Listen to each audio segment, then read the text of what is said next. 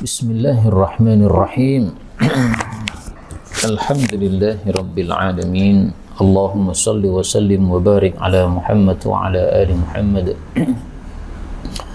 Allahumma anfa'na bima 'allamtana wa 'allimna ma yanfa'una wa zidna ilma wa barik lana fi ilmina warzuqna al-ikhlasa fil qawli wal 'amali kamila wa 'ilman nafi'an la yunsa wa tawfiqan daima wa sihhatan wa yaqinan wa 'afiyah. Allahumma iftah lana kulla khair wa yassir lana kulla umur, amin ya rabbal alamin. Alhamdulillah kaum muslimin rahimakumullah. Kita lanjutkan pembacaan kitab Al-Buyu' karya Mbah Imam Al-Ghazali rahimahullahu ta'ala. Dan kita sudah sampai pada bab yang ke-14. Faqala al-muallif rahimahullahu ta'ala al-babur rabi' asyar, bab 14. At-tijarah, perbisnisan fil bahri, di laut. Bab ini muncul wallahu a'lam bissawab karena adanya larangan untuk berbisnis di laut, tetapi larangan tersebut tidak sahih dari Rasulullah sallallahu alaihi wasallam.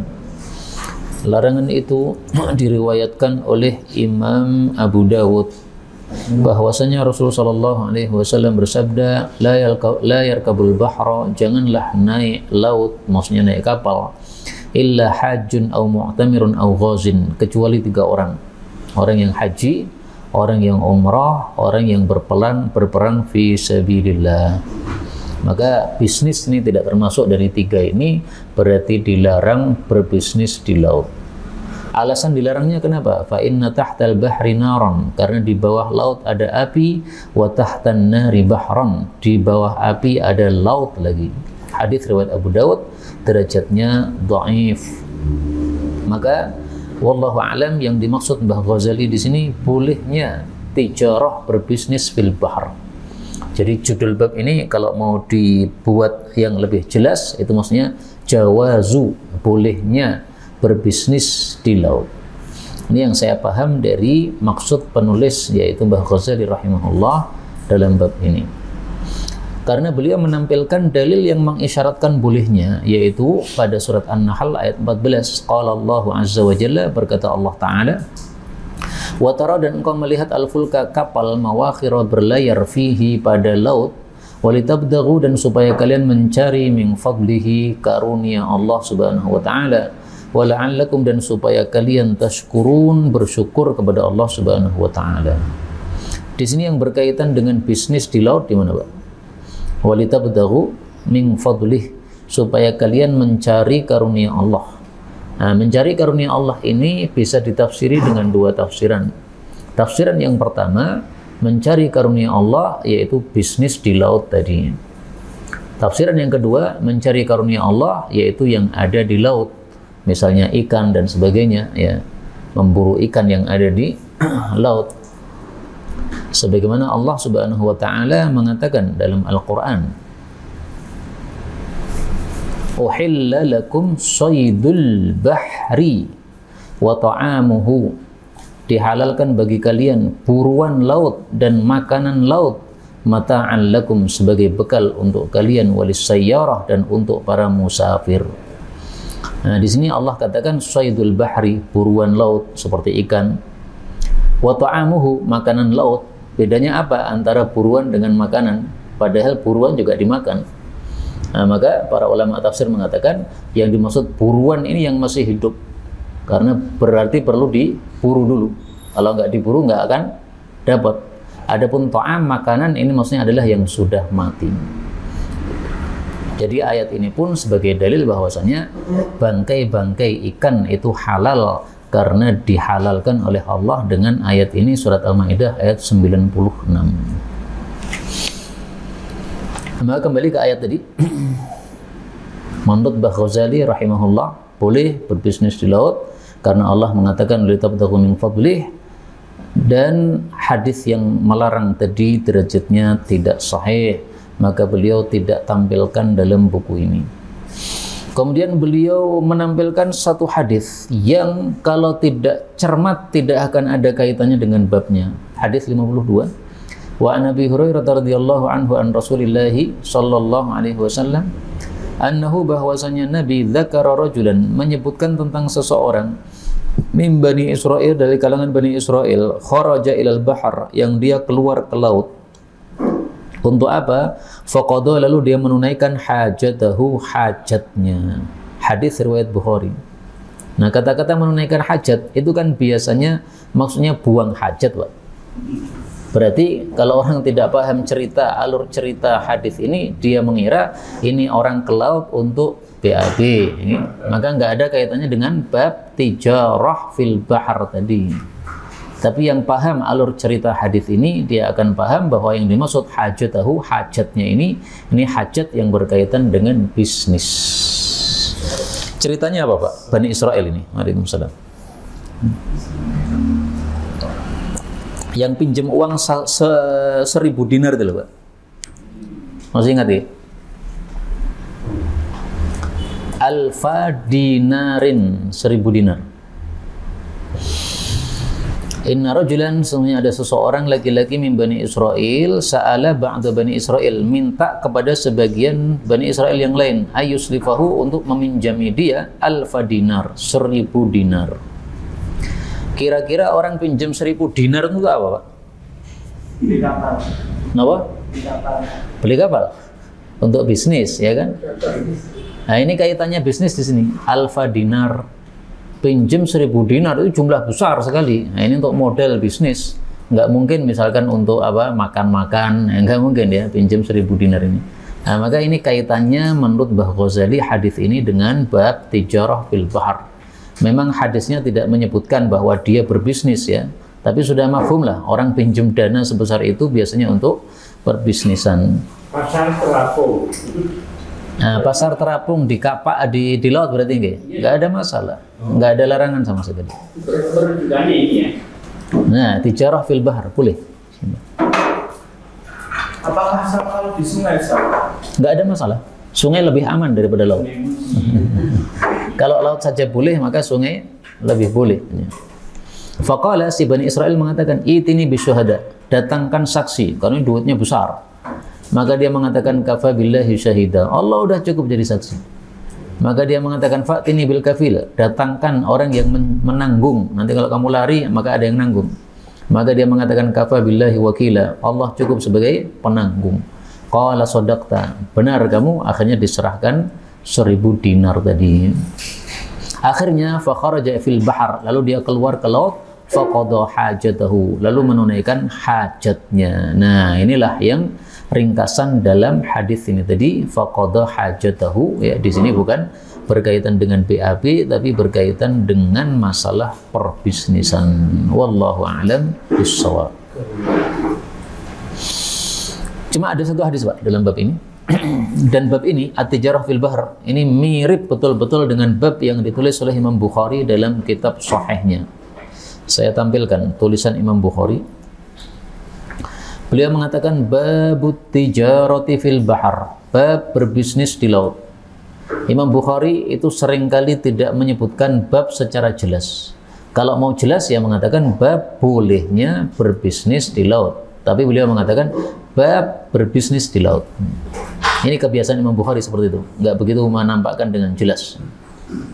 Kemudian di sini Imam Bukhari menampilkan juga dalil tadi, wa taral fulka mawakhira fi wa litabtaghu min fadlihi wa la'allakum tashkurun, surat An-Nahl ayat 14. Maka bisa jadi ya Mbah Ghazali menulis bab 14 ini tijarah fil bahar, kemudian tampilkan hadis ini, ayat ini tampaknya beliau memang banyak membaca kitab Sahih Bukhari. Al-babul khamis asyar, bab yang ke-15. Man ishtara ardan, orang yang membeli tanah, fawajada fiha, lalu mendapati di tanah tadi jarratan, wadah, fiha dhahabun, di dalamnya ada emas. Nah, emas enggak ya, harta karun, milik siapa ini terusan? Milik penjual atau milik pembeli, itu maksudnya. An Abi Hurairah radhiyallahu anhu qala qala an-nabiy sallallahu alaihi wasallam, ishtara, telah membeli rajulun, seorang laki-laki, min rajulin, dari laki-laki yang lain, aqaran, rumah, lahu, miliknya. Fawajada, lalu mendapati ar-rajulu, seseorang, alladzi ishtaral aqar, yang membeli rumah tadi, fi aqarihi, di dalam rumahnya, jarratan, ada wadah, fiha dhahabun, di dalamnya ada emas. Faqala, maka berkatalah lahu kepadanya, alladzi ishtaral aqar, orang yang membeli rumah tadi, khudh dhahabaka, ambil emasmu, minni, dari saya. Inna mashtari itu sesungguhnya tiada lain, saya membeli minka, darimu, al-ardo, tanah saja. Walam abta, dan saya tidak membeli minka, darimu, al-dhahaba, emas. Ini orang jujur, Pak. Ini zaman sekarang nggak ada kayaknya, Pak. Wa qala, dan berkata, alladzi lahul ard, orang yang punya tanah, innama bi'tuka, tiada lain saya jual pada kamu, al-ardo wa ma fiha, tanah dan semua yang ada di dalamnya. Jadi ini merasa tidak halal untuk dirinya masing-masing. Yang beli tanah merasa ini kalau saya ambil emas, saya tidak halal. Yang punya rumah juga begitu. Saya kalau ambil emasnya saya nggak halal karena sudah saya jual. Ini namanya warok, Pak. Orang warok ketemu warok nih. Ini kalau zaman sekarang mungkin kita langsung enak emas di. Ini Masya Allah, dia mengatakan, oh enggak, saya jual tanah dan isinya kepada kamu. Tapi sebelum kita lanjutkan, dari sisi fikih, ini yang menang siapa, Pak? Yang menang yang punya tanah atau yang beli tanah tadi? Kenapa yang beli yang menang? Karena sah isinya. Nah, ada kaidah gini, Pak. At-tabi'u tabi'un. At-tabi'u, pengikut itu, tabi'un, hukumnya mengikuti. Saya beli rumah. Di dalam rumah ada, di bawah tanahnya ya, ada harta karun. Nah, harta karun itu tabi, itu mengikuti rumahnya. Maka rumahnya sudah saya miliki, otomatis semua yang ada di dalamnya itu juga menjadi milik. Ini kaidahnya. At-tabi'u tabi'un. Apalagi di luar rumah, tumbuh-tumbuhan itu kan. Sama juga. Pokoknya yang ada di situ semuanya itu sudah otomatis terjual dengan ketika kita membeli tanah tersebut semuanya, pohon-pohonnya dan sebagainya. Ya. Kalau si penjual tidak mau memberikan, itu harus mensyaratkan di awal. Saya jual rumah saya ini, tapi pohon kurma itu saya tidak jual. Jadi nanti gimana? Nanti akan saya ambil dulu pohon kurmanya. Boleh. Tapi kalau tidak disyaratkan, otomatis sudah menjadi miliknya pembeli. Pembeli ya. Ini kaidahnya at-tabi'u tabi'. Kalau kita cari dalil hadisnya, ada juga. Ini dalil hadisnya. Rasulullah Shallallahu Alaihi Wasallam bersabda, "Sab'i aradina." Rasulullah bersabda, "Ayyuma rajulin dhalama shibran minal ardi."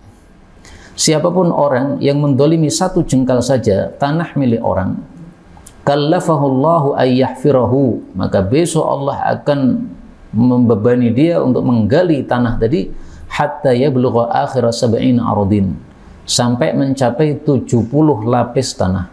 Thumma yutawwaquhu yaumal qiyamah, kemudian akan dikalungkan kepada orang tadi besok di hari kiamat, hatta yuqda bainan nas, sampai diputuskan antar manusia, yang surga-surga, yang neraka-neraka. Hadis riwayat Tabarani. Jadi ada orang ngambil satu jengkal tanah, ini dolimnya sampai ke bawah, sampai sab'i aradin, 7 lapis. Nah, berarti kalau saya membeli tanah itu 7 lapis ke bawah semuanya menjadi milik saya. Karena itu misalnya nih ya, ini kali, ini rumah saya, kemudian ini rumah tetangga saya. Tetangga saya membuat lubang dari WC dia menuju kali langsung melewati bawah rumah saya, boleh nggak, Pak? Nggak boleh, karena bawah rumah saya itu kekuasaan saya. Ini dalilnya, sab'i aradin. Nah, dari sisi kaidah ada kaidahnya at-tabi'u tabi', dari sisi dalil hadis ada hadis tadi sab'i aradin.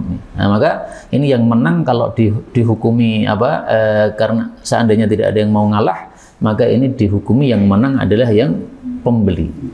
Jadi uangnya milik kamu. Izin dulu boleh? Izin gimana, Pak? Membuang bawahnya ke kali kasih. Izin boleh. Tapi kalau tidak izin maka dia mengambil hak orang. Kalau izin itu segala sesuatu boleh, Pak. Kalau sudah izin maka haknya orang itu bukan menjadi haknya dia lagi karena sudah diizinkan. Misalnya ini, masing-masing kita kan punya minuman nih, Pak. Ini ngambil nggak boleh, Pak? Tapi kalau sudah diizinkan nggak ada masalah. Saya datang ke masjid, sudah ada imam rawatib. Tidak boleh saya mengatakan, Pak, Anda mundur saja. Anda nggak hafid Quran. Saya ini hafid. Nggak bisa. Tapi kalau dia mengizinkan, boleh. Monggo Ustaz, antum aja yang imam. Saya nanti kalau ngimami jenengan malah grogi saya. Misalnya gitu. Nah, maka boleh. Tapi kalau saya nyuruh dia mundur, nggak bisa. Seperti petani itu, di pemakan itu biasanya jalanannya diambil titik-titik aja, pindah. Iya, pokoknya kalau milik orang lain, maka hukum asalnya tidak boleh. Bisa hitam. Fatahakama, lalu keduanya berhukum ila rajulin, kepada seseorang. Nah, rupanya orang ini bijaksana sekali. Faqala, maka berkatalah alladzi tahakama ilaih, orang yang keduanya berhukum kepadanya, alakuma walad, apakah kalian berdua punya anak? Nah, ini mikirnya luas, Pak. Ya sudah, kamu sama-sama nggak mau ngalah kan? Nah, udah, solusinya gini. Punya anak nggak? Qala ahaduhuma, berkata salah satu keduanya, li ghulam, saya punya anak laki-laki kecil. Wa qala, dan berkata al-akhar yang lain, li jariyah, saya punya anak perempuan kecil. Qala, beliau mengatakan, ankihu, nikahkanlah al-ghulam, laki-laki kecil, al-jariyah, dengan cewek kecil. Wa anfiqu, dan infakkan ala anfusihima, untuk dua anak tadi, minhu, dari emas tersebut, wa tasaddaqa, dan sedekahlah. Hadis muttafaqun alaih. Ini orang bijaksana gini, Pak. Jadi kalau ada rebutan itu kalau bisa digabungkan. Menjadikan keluarga.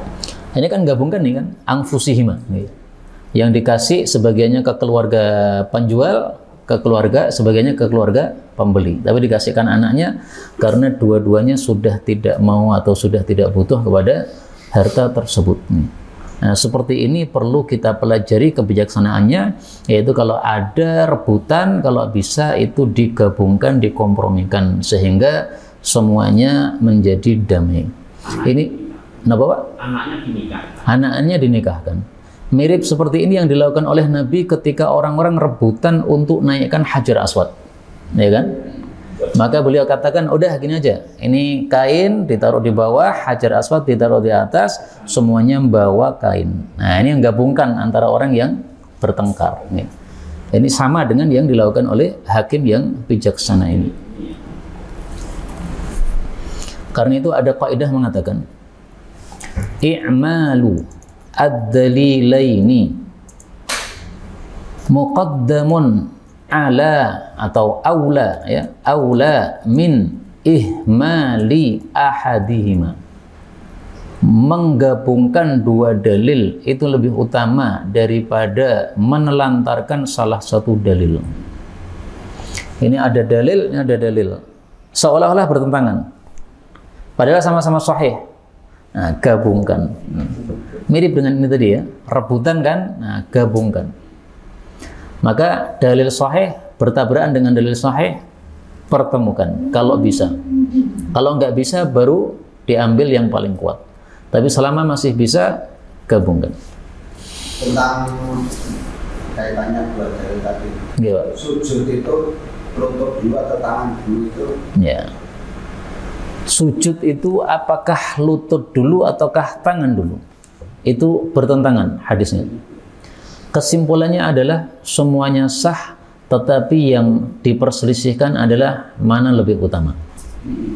Lebih utama tangan dulu atau lebih utama lutut dulu? Kalau jatuh nggak bisa lutut dulu, Pak Amru. Kalau tua nggak bisa lutut dulu. Nggak kuat nih. Dan itu pendapat jumhur, itu mendahulukan lutut. Kalau mayoritas ulama mendahulukan tangan. Saya dulu mendahulukan tangan, sekarang saya kolo-kolo tangan, kolo-kolo lutut nih. Karena ilmunya semakin meluas nih. Karena ternyata hanya diperselisihkan bab afdoliyahnya, bukan bab keabsahannya. Absahnya sepakat, semua sah. Baik, kita ambil beberapa faedah ya. Faedah yang pertama, tadi saya artikan jarrah itu adalah wadah.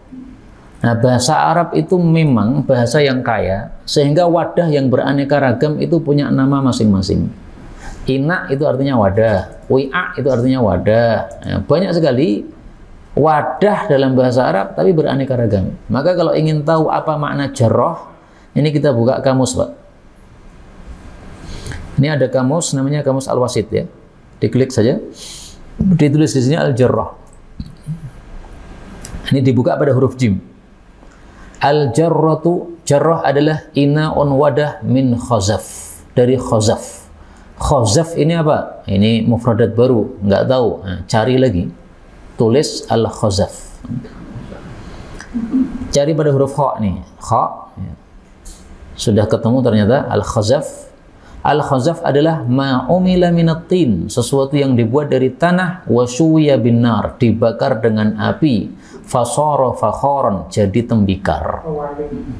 Nah, berarti jarrah itu adalah wadah dari tembikar, kuali napa-napa nih.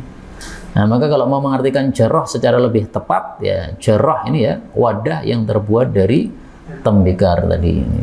Tapi kalau bingung ya udah wadah gitu aja. Ini maksud saya untuk ketelitian bagaimana membedakan satu wadah dengan wadah yang lain, lihat pada kamus. Kalau jarrahu menariknya, kalau jarrotun pakai tak marbutah, beda lagi. Oh kalau itu jarrahu, nah itu tetangga. Jarun panjang, kalau ini kan pendek, jarrah. Tapi kemudian akor, tadi saya artikan rumah. Sementara babnya tadi ardon, tanah. Sebenarnya yang benar rumah atau tanah? Nah, mari kita buktikan di kamus. Al-aqar. Ternyata artinya luas al-aqar itu. Al-aqar kullu milkin, setiap harta yang dimiliki, sabitin, yang tetap, berarti nggak pindah-pindah. Sehingga kalau gelas ini tidak bisa disebut aqar, mobil nggak bisa disebut aqar karena bisa pindah-pindah. Lahu aslun, yang memiliki pokok. Kal ardi, seperti tanah, wadari, dan rumah. Jadi dua-duanya boleh, Pak. Rumah disebut akor, tanah juga disebut akor. Pokoknya dia itu tidak berpindah-pindah. Nah, maka saya artikan rumah nggak ada masalah. Meskipun beliau Mbah Ghazali di sini membuat babnya ardon, tanah ya. Nggak ada masalah. Memang sengaja saya tadi artikan rumah supaya Pak Jenengan tahu bahwa akor bisa diartikan rumah atau tanah. Faedah berikutnya, dalam hadis ini disebutkan bahwa salah satu dari keduanya punya gulam, anak laki-laki. Salah satu dari keduanya punya jariyah, anak perempuan, kemudian disuruh untuk dikawinkan. Padahal gulam itu anak kecil, jariyah anak kecil. Berarti faedahnya apa ini? Boleh menikahkan anak yang belum balik, nggak ada masalah, sah. Jadi panjenengan punya anak kecil, kemudian punya tetangga juga punya anak kecil. Ini dikawin ke wae, boleh. Dinikahkan boleh, sah. Meskipun belum kumpul, Pak. Namanya masih kecil-kecil. Nah, kalau disengkar itu sudah diakadkan belum? Belum. Nah, kalau belum diakadkan berarti belum nikah. Kalau ini maksudnya dinikahkan, diakadkan. Oh sudah. Kalau sudah diakadkan ya sesuai dengan hadis ini. Ini yang saya tahu di Madura katanya. Kecil itu berapa? 1 tahun, 2 tahun? Enggak apa-apa. Bahkan saya punya satu buku judulnya Orang-orang yang nikah sebelum balik. Itu salah satu ceritanya bayi dengan bayi dinikahkan. Itu zaman dulu, Pak. Zaman salaf ada. Sekarang tampaknya sudah enggak ada. Tapi seandainya dicari dalilnya nih, ankihul ghulamal jariyah. Jariyah itu apa? Nah, mari kita lihat kamusnya ini, Pak. Al-jariyah. Ini ada kamus namanya Mu'jam Lughatil Fuqaha, kamus bahasa ahli fikih. Ini pada huruf jim ya. Al-jariyah itu punya dua makna. Makna pertama al-amah, budak perempuan, mau kecil mau besar itu disebut amah, apa jariyah. Atau makna yang kedua al-bintus shaghirah, anak kecil, perempuan kecil, allati lam tablugh, yang belum balik. Nah, maka jelas jariyah di sini wanita kecil belum balik. Kalau di Indonesia disyaratkan nikah usia 19 nih. Nah, itu tidak sesuai hadis ini. Tapi ya mereka punya dasar kenapa harus begitu ya. Mungkin orang-orang sekarang belum dewasa dan sebagainya. Tapi secara hukum fikih Islam sebenarnya diperbolehkan ini hadisnya. Apakah harus mengulangi ketika dewasa? Apakah ketika sudah dewasa akad lagi? Tidak, karena sudah sah sebagai suami istri. Tapi memang saya jujur, kata-kata ghulam ini meskipun arti populernya adalah anak yang belum balik, tapi ada juga terjemah yang lain. Saya buka lagi kamus Mu'jam Lughatil Fuqaha, ini kamus bahasa ahli fikih. Pada huruf ghain, ghulam, ternyata ada dua makna. As-sabi, anak kecil, min hina yulad, sejak dilahirkan, ila ayyablugha syabban, sampai usia muda, wa huwa sinnu 15 sana, sampai usia 15 tahun. Jadi sejak lahir sampai dengan 15 tahun, itu disebut gulam. Kalau sudah 15, jadi sudah balik, maka disebut syab. Ini terjemah yang pertama. Terjemah yang kedua, al-insan minal bulugh ila sinnit tasi'ah asyar. Seorang manusia sejak balik sampai usia 19, itu disebut gulam. Nah, kalau tafsiran yang kedua ini berarti malah sudah balik, tapi sampai usia 19 saja. Nah, sehingga kalau ini diartikan tafsiran yang kedua, berarti ini nikahnya di bawah usia 20 tahun. Maka laki-laki nikah di bawah usia 20 tahun silahkan. Kenapa?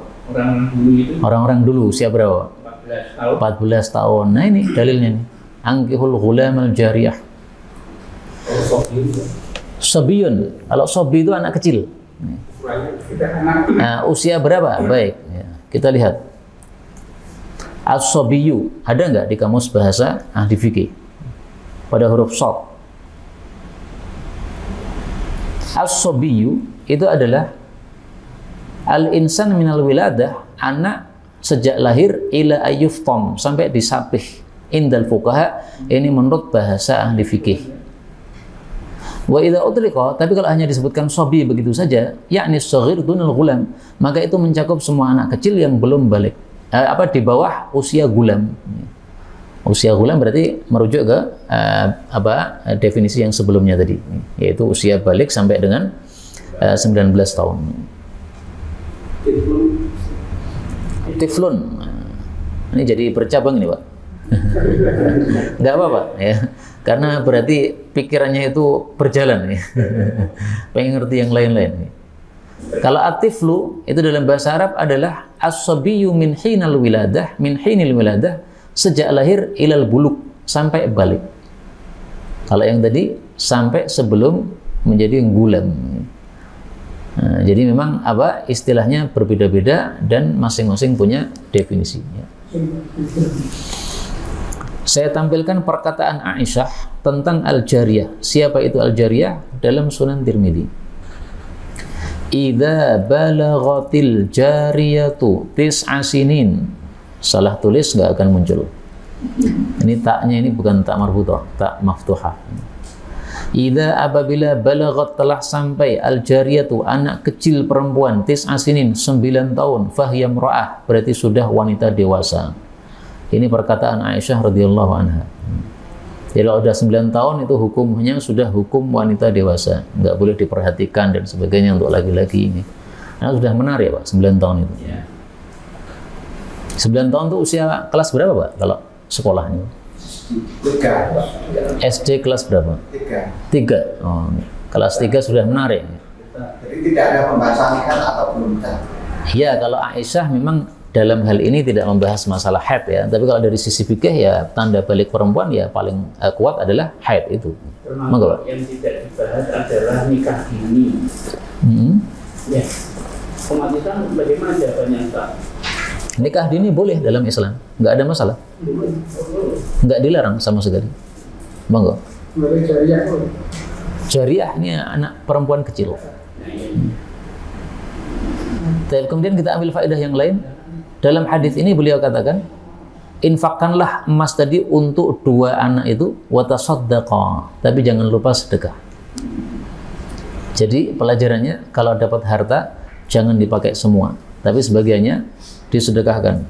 Dan seperti ini kita temukan dalam hadis-hadis yang lain. Misalnya, Rasul Shallallahu Alaihi Wasallam didatangi seorang wanita.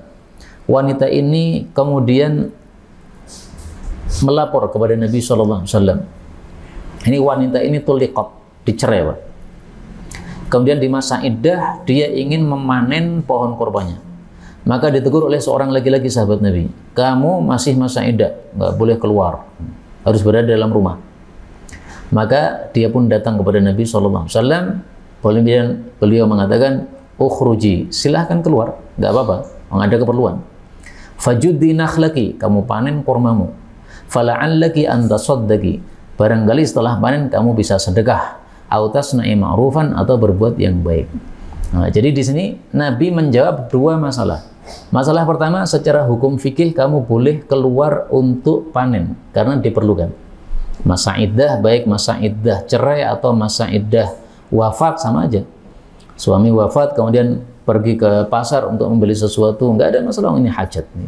Kemudian beliau yang kedua beliau mengatakan fala'allaki antasaddaqi, jangan lupa sedekah. Panen, tidak semuanya dimakan, tapi sebagiannya disedekahkan. Sedekahnya berapa? Saya kaget sekali ketika ada seorang ulama tafsir mengatakan sedekah yang utama itu adalah separuh harta kita. Diambil dari mana? Dari ayat Al-Quran, surat Al-Furqan ayat 67. Walladzina idza anfaqu lam yusrifu, orang yang infak tidak berlebihan, walam yuqtiru, tidak mensedikitkan. Yaqturu, yuqtiru dua qiraah. Wa kana baina dzalika, infaknya tengah-tengah antara itu, qawama, secara qawam. Nah, qawam ini sebagian ulama menafsirkan separuh harta. Jadi sedekah qawam itu adalah sedekah separuh harta. Panen 1 kilo berarti sedekah setengah kilo. 1 kintal berarti setengah kintal. 1 ton berarti setengah ton. Saya tampilkan tafsir yang menyebutkan hal itu karena ini baru bagi saya, mungkin juga baru bagi panjenengan. Baru dengar. Tafsir yang bagus untuk masalah-masalah gini, tafsiran yang beraneka ragam itu tafsir Mawardi, Pak. Wa kana baina dzalika qawama fihi thalathatu awjuh, ada 3 tafsiran. Tafsiran yang pertama adlan, sedang-sedang, adil, ya, jangan terlalu banyak, jangan terlalu sedikit. Tafsiran yang kedua al-qawam ayyukhriju fillah syatra amwalihim. Qawam itu adalah mengeluarkan untuk Allah, yaitu sedekah, syatra amwalihim, separuh harta mereka. Ini perkataan dari Al-Imam Wahab. Wahab ini biasanya dalam bab tafsir, Wahab bin Munabbih, seorang ulama tabi'in yang populer dalam bab tafsir. Nah, ini bisa diterapkan untuk kita sekali seumur hidup, nggak apa-apa. Kalau terus-menerus kita kuat nih, Pak. Gajiannya berapa? 10 juta, infak 5 juta. Jadi tasodako tadi zakat. Yang mana, Pak? Nah, apa tasodako ini? Ya, kalau di sini bukan zakat, ini sedekah dari harta yang ditemukan tersebut. Karena ini kan cerita Bani Israel, ya. Kita nggak tahu apakah ada pada mereka itu syariat untuk zakat wajib ketika menemukan barang harta karun. Kalau di syariat kita memang ada zakat harta karun. Tapi intinya adalah sedekah dari sebagian emas yang mereka dapatkan tersebut.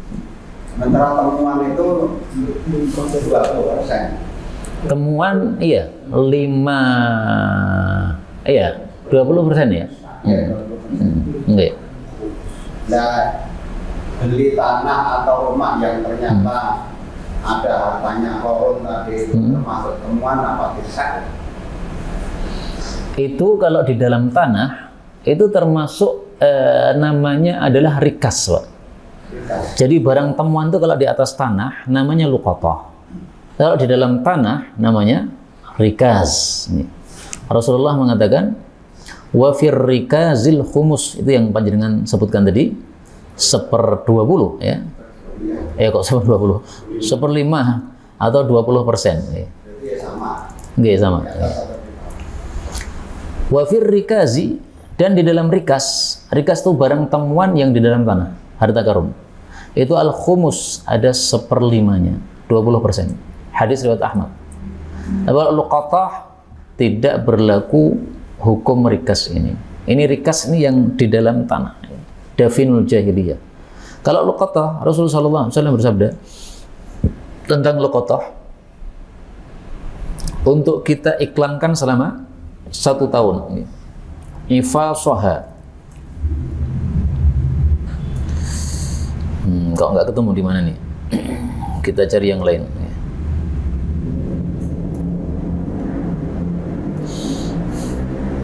Arifha sanatan. I'rif adadaha. Kalau kamu menemukan barang luqatah, kenali jumlahnya. Ya, kalau uang berapa juta. Wi'a'aha, wadahnya atau dompetnya, ciri-cirinya.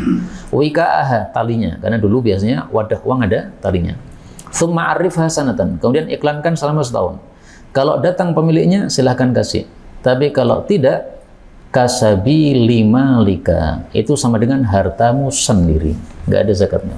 Dan itu ukuran ada sampai berapa nilainya? Nilai yang diiklankan ini? Bukan itu ya. Iya.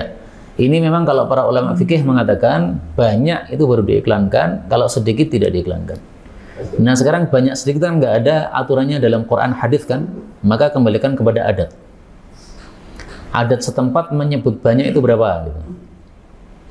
Sehingga kalau 1 miliar kira-kira banyak atau sedikit? Banyak, jelas. Kalau 1000 kira-kira sedikit. Nah kalau 100.000 ya mungkin jadi bimbang kita, ini banyak atau sedikit nih. Tapi dalam Sunan Tirmidzi itu ada pendapat para ulama mengatakan kalau cuma 1 dinar maka itu tidak perlu 1 tahun. Usbu'an kalau nggak salah ya. Saya coba nih, mudah-mudahan ketemu. Udah lama nggak baca lagi.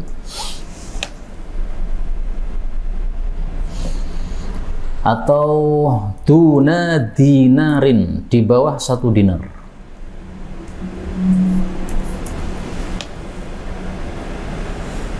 Nah ini.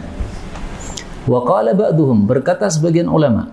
Wa qala ba'duhum, berkata sebagian ulama, idza kana duna dinarin, kalau temuannya itu di bawah 1 dinar. 1 dinar sekarang 4 jutaan, Pak. Berarti di bawah 4 juta. Ya'rifuha qadra jumu'atin, diiklankan selama 1 pekan. Wa huwa qaulu Ishaq bin Ibrahim. Ini pendapatnya Imam Ishaq bin Ibrahim. Jadi menurut beliau di masanya ya 1 dinar itu dianggap banyak. Sehingga kalau di bawah 1 dinar nggak perlu 1 tahun, ya diiklankan selama 1 pekan. Saya pernah menemu uang 300 rupiah atau ribu, Pak? Oh, rupiah. Saya simpen 1 minggu, akhirnya ketemu yang memiliki, contohnya sendiri. Ya, akhirnya diberikan ya? Tidak perlu banyak 300 juta simpan. Itu tahun berapa, Pak? 300 itu? Barunya. Oh, baru saja. Ternyata ada video lah, 1 minggu ternyata Ada yang nemu. Artinya relatif ya standarnya. Apa? Relatif ya. Iya, relatif. Sesuaikan pada adat. Misalnya gini, Pak. Di kalangan santri, uang 100.000 itu banyak atau tidak? Banyak. Kalau panjenengan mungkin enggak. Kalau santri 100, waduh, banyak banget itu. Bisa untuk 1 bulan jajan itu.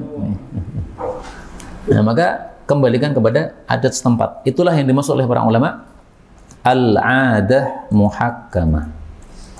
Adat itu bisa dijadikan hukum atau patokan. Banyak atau sedikit, Allah tidak menetapkan, Rasul tidak menetapkan. Nah, kembalikan kepada adat setempat.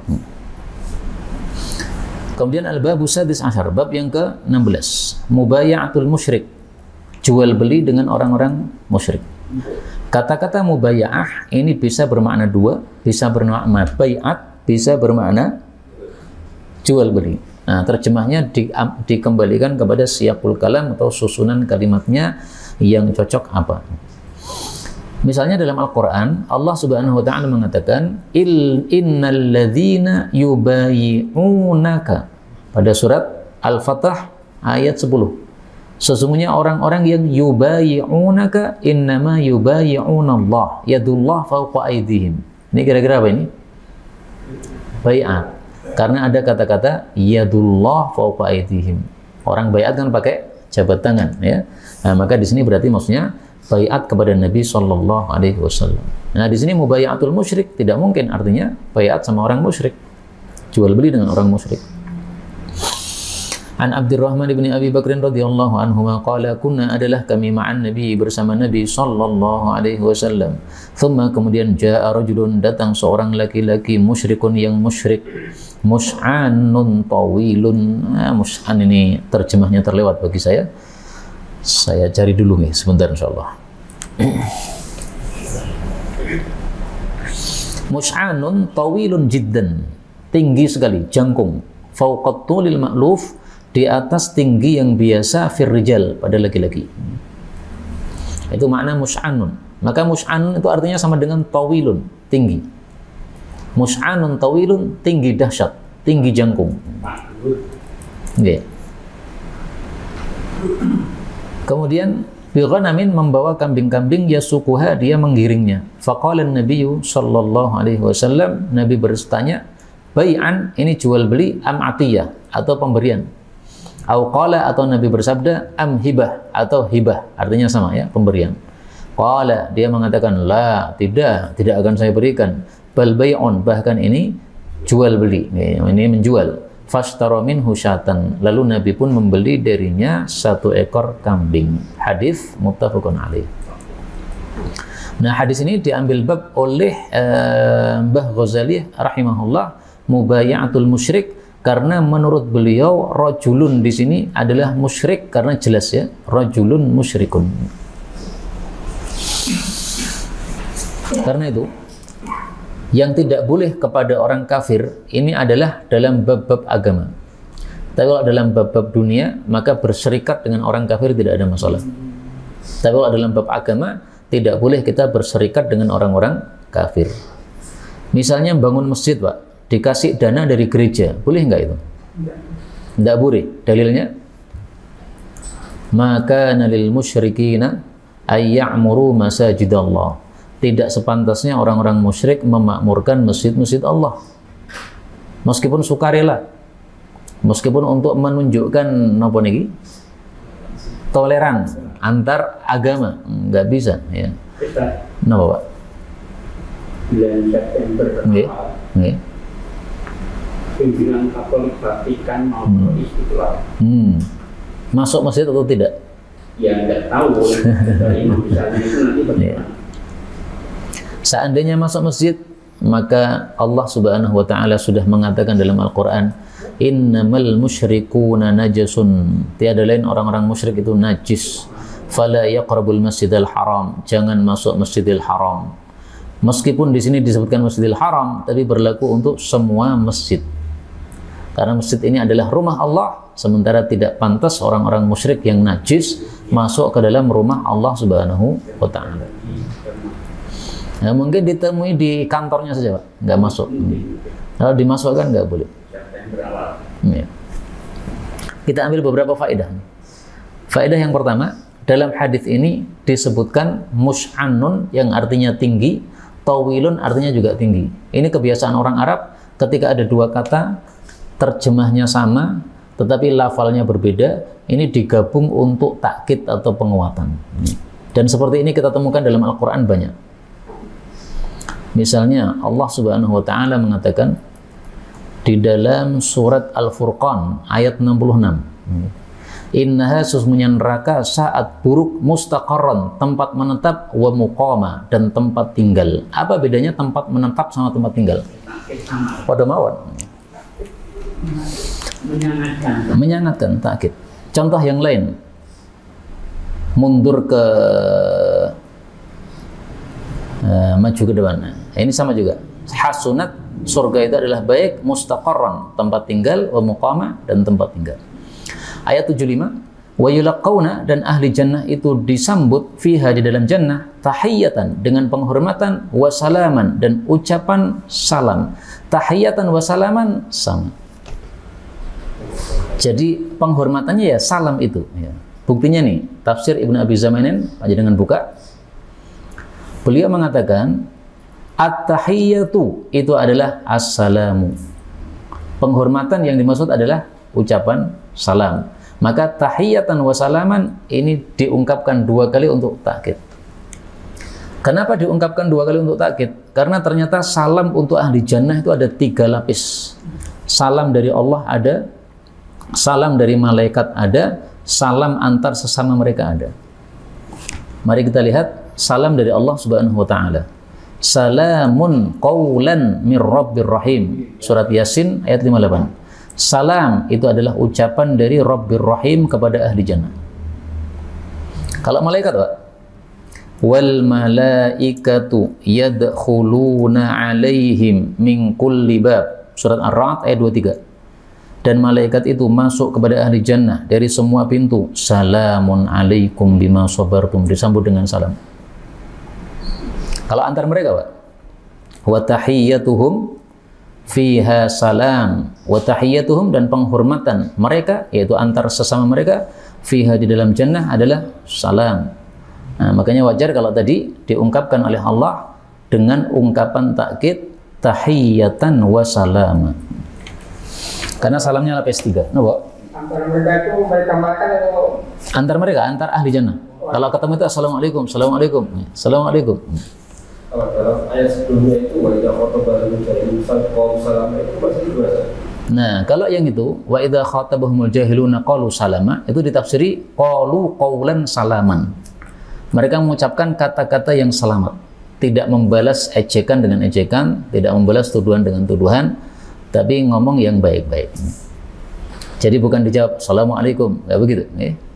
Tapi boleh juga ditafsiri salamun alaikum, karena dalam ayat yang lain Allah Subhanahu wa taala mengatakan pada surat apa itu? Al-Qasas ayat 55. Wa qalu lana a'maluna wa lakum a'malukum salamun alaikum. Saya tampilkan lagi ayat yang panjenengan tanyakan tadi. Wa idza khatabahumul jahilun qalu salama. Surat Al-Furqan ayat 63. Apa maksudnya qalu salama? Beliau mengatakan qalu salaman, tafsiru Mujahid qalu sadadan. Mereka berkata yang baik, yang lurus, ucapan yang selamat. Jadi bukan mengatakan assalamualaikum, tapi ucapan yang sadad, yang lurus. Tapi seandainya ditafsirkan dengan salamun alaikum, nggak ada masalah, karena sesuai dengan surat Al-Qasas ayat 55 tadi, salamun alaikum la nabtaqil jahilin. Kemudian dalam hadis ini, ketika ada orang membawa kambing banyak, maka Rasulullah bertanya, ini mau dijual atau dikasihkan? Maka kalau ada orang memberikan atau membawa sesuatu kepada kita, itu diperjelas, Pak, supaya tidak terjadi sesuatu yang tidak nyaman antara dua orang. Saya pernah membawa kitab untuk ustadz saya. Kemudian saya mengatakan, Ustadz, ini ada kitab, bagus sekali Ustadz, untuk antum. Nah, ketika saya mau pamit pergi, beliau bertanya, ini berapa harganya? Mau saya bayar berapa ini? Saya bilang, ini hadiah untuk antum Ustaz. Oh ya sudah. Nah, ini memperjelas namanya. Sama dengan Rasulullah SAW di sini, bai'an au aqiyah. Dan hukum seperti ini, memperjelas seperti ini, kita temukan dalam hadis yang lain. Falyusammi. Rasulullah SAW bersabda, atau diriwayatkan dari Nabi SAW, kalau seseorang mempekerjakan orang, itu hendaklah upahnya itu disebutkan.